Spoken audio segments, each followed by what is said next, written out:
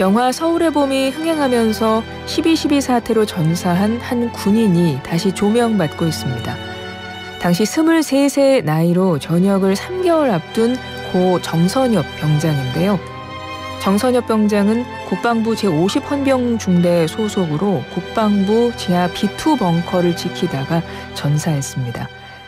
43년이라는 오랜 세월이 지나서야 정 병장의 죽음이 순직에서 전사로 격상이 됐는데요. 이 희생에 대한 배상 책임은 아직 인정되지 않고 있다고 합니다. 고 정선엽 병장의 가족으로부터 직접 이야기를 들어보겠습니다. 정선엽 병장의 형님이신데요. 정운채 목사 전화 연결하겠습니다. 목사님 안녕하세요.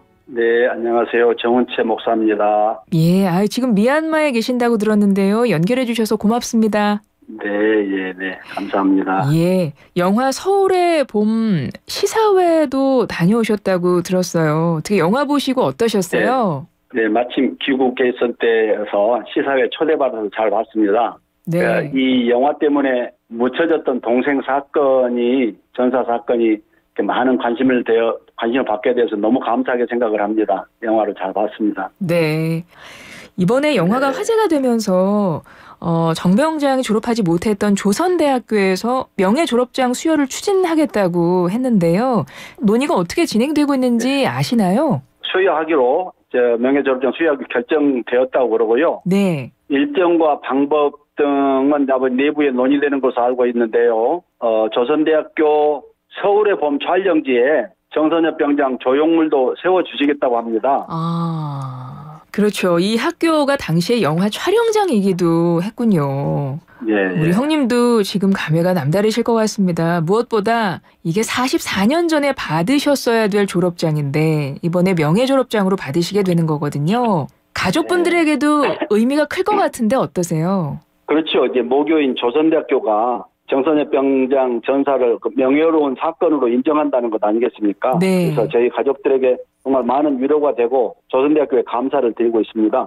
영화 속에서 반란군에 맞서서 육군본부 벙커 지키다가 전사한 조민번 병장으로 작품에서는 그려지고 있는데요. 사망일자가 12월 13일로 나오더라고요. 예, 당시에 그 전두환 일당이 12월 12일 오후에 정권 찬탈 목적으로 쿠데타를 일으켰죠. 네. 그래서 국방부에 난입해서 동생에게 총격을 가한 시간은 자정을 넘었던 것 같습니다. 그래서 12월 13일로 사망일자가 되겠습니다. 네. 당시에 목사님은 정선엽 병장의 사망 소식을 처음에 어떻게 전해 들으셨어요? 제가 그 당시에 서울역 앞에 은행에 근무했었어요. 예. 출근길에 삼각지를 지나갈 때 택시 기사님이 이야기를 하세요. 간밤에 육군본부 국방부 부근에 총격전이 심하게 일어났다고. 그래서 동생이 거기 국방부 헌병으로 근무하고 있었기 때문에 바로 가서 면회 신청을 했어요. 걱정이 되시니까. 그렇죠. 네네. 국방부를 지키는 헌병이었으니까요. 그래서 면회 신청을 했는데 무슨 이유인지 몰라도 안 된다고 그러더라고요. 그래서 사무실에 돌아와 근무하고 있는데 얼마 되지 않아서 국방부에서 전화가 왔어요. 네. 국군통합병원 영안실로 오라고. 하늘이 무너지는 느낌이었습니다. 그래서 그때 바로 영안실로 달려가셨어요. 네네네. 그래서 동생분의 마지막 모습도 혹시 보셨을까요?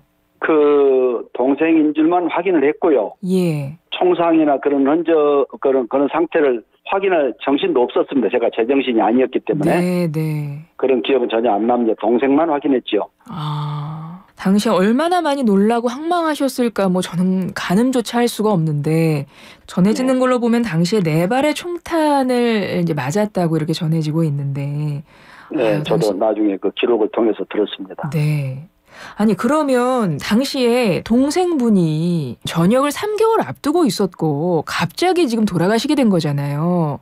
그러면 국방부에서 도대체 어떻게 군인이 갑자기 사망하게 된 건지 그 경위를 혹시 말을 해주던가요? 들으신 게 있어요? 전혀 당시 경위를 전혀 설명 듣지 못했습니다. 오히려 이제 동생의 상관이었던 분은 죄인 모습으로 그냥 영안실을 지키고 그랬어요. 네. 누구한텐가 많이 얻어 맞아가지고. 네. 그러니까 당시에 병원을 가시니까 동생분의 그 당시에 이제 전두환 일당이 국방부를 난입에 들어올 때 다들 투항했다고 그럽니다. 다들 네. 투항했는데 네. 예, 국방부 장관이 사수명령을 내려놨었고요. 그 다들 투항하는 상황에서 정병장은 투항하지 않고 목숨 바쳐서 끝까지 지켰지요.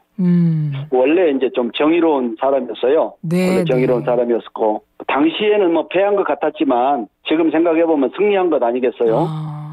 당시에 국방부로부터 그 어디로부터도 동생분이 사망하시게 된 경위에 대해서는 설명을 듣지 못하셨는데 그럼 지금 이런 상황, 네. 돌아가시게 됐다는 건 어느 시점에 하시게 된 거예요? 맨 처음 듣기로는 제가 이제 이 사건을 나고 나자마자 이제 교회를 다니게 됐는데 예. 같은 교회 교우 중에 국방부 군무원이 있었어요. 국방부 군무원을 통해서 이야기를 들었어요. 다들 투항했는데 정병장은 끝까지 무기를 빼앗기지 않고 끝까지 지키다가 무장 해제를 요청하는 적군들을 오히려 발로 걷어찼다고 합니다. 발로 걷어차니까 쓰러지면서 이제 저쪽에서 총격을 가해가지고 사살을 당한 거죠. 그렇게 맨 처음 이제 이야기를 들었고 나중에는 이제 진상조사위원회 기록을 통해서 더 자세한 이야기를 들었습니다. 그렇군요. 그럼 그 사실을 전해드리시게 된 거는 동생분이 돌아가시고 나서 시간이 한참 흐른 뒤였던 같은데요, 맞습니까? 한참 뒤죠. 한참 뒤죠.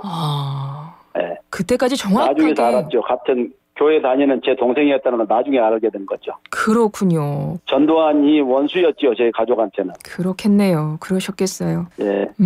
형으로서 동생 고 정선엽 병장과 가장 기억에 남는 추억도 특히 마지막으로 나눴던 대화는 잊지 못하실 것 같은데 어떻습니까? 그렇죠. 정확하게 한 주 전입니다. 사건 일어나기 한 주 전에 네. 동생이 전화를 했어요. 저한테. 전화를 해서 제가 이야기를 했습니다. 남은 3개월 군 복무 마치고 조선대학교 졸업하면 내가 유학을 보내주겠다. 그랬더니 형님 고맙다고 그랬죠. 네. 그 약속 대화가 동생과 마지막 대화였지요. 일주일 전에요. 저는 제가 동생을 위해서 저는 상업고등학교를 나와가지고 은행에 근무하면서 동생 교육을 시켰거든요. 네. 제가 다 하지 못한 공부를 동생에게 충분히 시키고 싶었죠. 그래서 이제 저에게는 동생이지만은 제 희망이고 제 기대였지요. 그런 동생이 황망하게 먼저 하늘로 가시고 나서 우리 형님 뭐 당연히 너무나 가슴이 무너져 내렸을 것 같고요. 무엇보다 부모님 어떠셨어요, 당시에? 가족들은 충격은 말로도 할 수 없죠. 근데 어머니 마음이 제일 나쁘지 않겠어요? 네, 사건 네. 이후에 그냥 눈물로 세월을 보내시고 또 일찍 치매에 오셔가지고 고생하시다가 그냥 힘들게 사시다가 떠나셨죠. 얼마 전에 이제 12월 13일이었으니까요. 얼마 전이 동생분의 기일이었습니다. 현충원의 네. 묘역도 다녀오셨나요? 묘역에 저는 뭐 이제 미얀마에 있으니까 못 가봤고요. 네. 못 가고요. 네네. 저희 이제 현충원의 추모식에는 저희 누님 두 분이 참석했고 또 이제 정병장 아래 남동생이 하나 있는데 정병장 고등학교 모교인 광주 동신고등학교에서도 이번에 추모회가 있었는데 거기 참석하고 그랬습니다. 고 정선엽 병장 12.12 군사반란 때 반란군에 맞서서 육군 벙커를 지키다가 전사한 병장인데요. 그 형님이신 정훈채 목사님과 이야기를 나누고 있습니다. 정선엽 병장이 군 복무 중에 사망을 했지 않습니까? 근데 그동안 순직으로 기록이 돼 있었다가 전사로 인정된 지가 얼마 안 됐죠. 작년이었던가요? 작년에 됐죠. 예. 전두환이 수괴죄, 초병 살해죄 등 판결을 받았지 않습니까? 네. 그 초병 살해죄는 정병장 살해죄입니다. 네. 반란군을 막다가 목숨을 바친 정병장에게 사실 아무도 관심을 갖지 않았죠. 순직으로 처리돼 있지만 네. 저는 선교사역을 위해서 해외에 나와 있어가지고 이 일에 제가 매달릴 여건도 아니었고요. 근데 이 이제 순직이라는 것, 그러니까 직무 중에 사망한 것, 적과 싸우다 사망한 전사는 확실히 이제 조금 이제 다른 의미로 이제 받아들여지는 것이어서 이 전사로 인정되기까지가 왜 이렇게 오랜 시간이 걸렸을까 좀 싶기도 한데 그 왜 그랬습니까? 사실은 뭐 아무도 관심을 갖지 않았죠. 저도 저희 뭐 가족들도 요구를 못했고요. 네. 물론 또 제가 또 외국에 나와 있기도 하고요. 순직 처리됐을 때 사망 이유가 오인에 의한 총기 사고 이렇게 기록이 돼 있었나 봐요. 그렇죠. 총기 사고, 그러니까 사고로 인한 그냥 순직으로 처리돼 있었던 거죠. 그러니까요. 근데 어떻게 전사로 인정, 작년에 그나마 이것도 아주 늦은 거지만 작년에 전사로 인정받았습니다. 그 과정은 뭐 어떻게 진행이 된 겁니까? 그 과정은 그 군 사망 사고 진상 조사 위원회가 있어요. 예. 그 기능을 다 하고 이제 해체가 됐는데 그 조직에서 수고를 많이 했죠.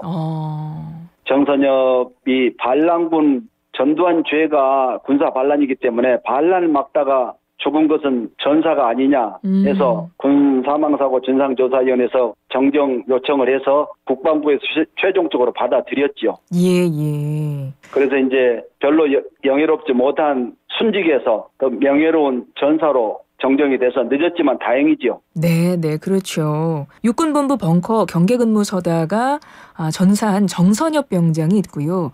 또 한 사람은 특전사령관 비서실장이었던 김호랑 중령이 있는데요.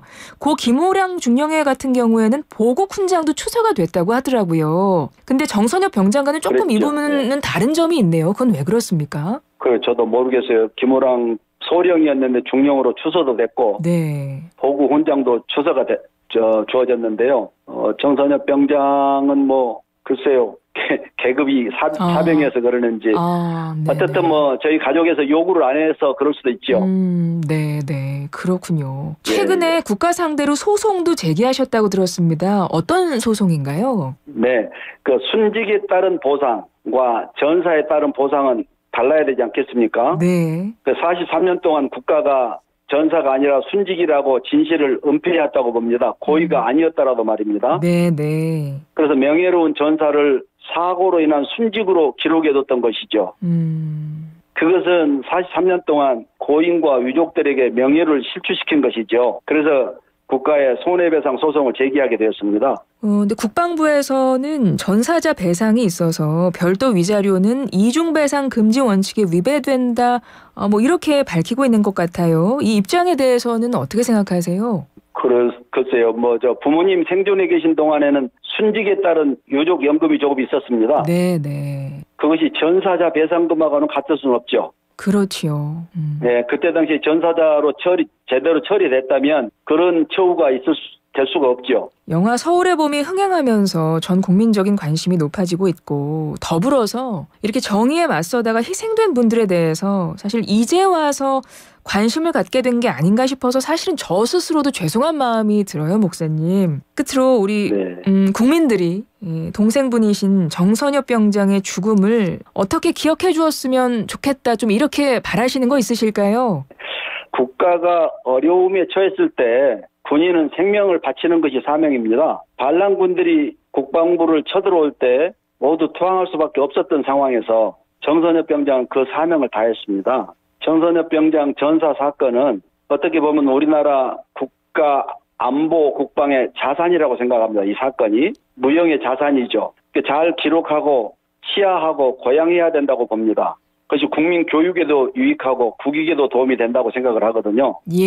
그래서 우리나라 국가가 정선엽 병장의 명예회복에 대한 조치를 반드시 취해야 된다고 생각을 합니다. 목사님께서 지금 미얀마에 계시는데요. 미얀마도 군사정권이지 않습니까? 어떻게 정선엽 병장이 계셨던 그 시절의 대한민국과 좀 닮아있는 부분도 가끔 보고 그러세요? 아주 닮아있습니다. 아주 엄혹한 80년대 그런 상황에서 참 여기에 이제 어려움 당하고 고통당하는 젊은이들에게 조금이나 도움을 주는 일을 하고 있습니다.